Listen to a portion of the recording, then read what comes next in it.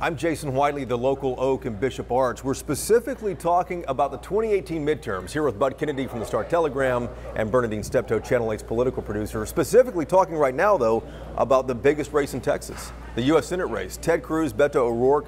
Some polls were showing that Ted Cruz was kind of, widening the gap. How's this going to play out?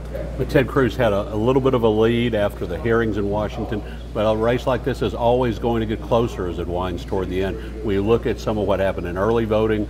There was a slightly heavier turnout in some Democratic areas. The race is tightening up.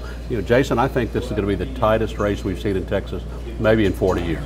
Tightest race in 40 years. I think so too. And I must give Bud his credit, because when we first started out, he was talking about how the Democrats were going to go to the poll for Beto O'Rourke, and everybody was questioning that wisdom, because his I would have questioned that. Well, but you know what? He had such high numbers of people who didn't know who he was. He was like in double digits, and so when Bud kept saying that, he would get those looks, but he's correct. But this was a little-known El Paso congressman, and nobody in Texas had ever heard of him or had ever been to El Paso for a lot of people.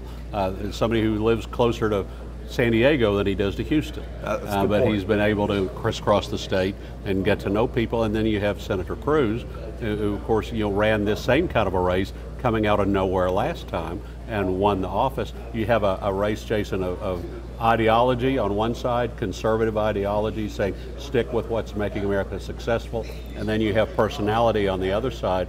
This young person with a lot of emotional appeal, who may be a little more liberal than Texas would usually like. And I think this race also shows the weaknesses in both parties, because the Democrats, they don't have the grassroots that's needed for a statewide. However, the Republicans, because their races are usually ended during the primary, they're not used to running against such a competitive Democratic candidate, particularly one with so much money, one who knows how to play the media, because I know often people mention Wendy Davis, but there's no comparison. None at all. No comparison at all. But here's my question. Is Beto a shooting star, or is he changing the landscape fundamentally for Democrats here? Well, he's spent the money. When you have a $61 million race, he's raised the money too. That's right. He's raised and spent the money, that nobody has believed. So, he may not win, but he has put the Democratic Party back into contention. There will be a lot of other people we talk to today, Democrats who have a close race and a chance to win because of what Beto O'Rourke did. And I think that we'll know the answer to that question on election night.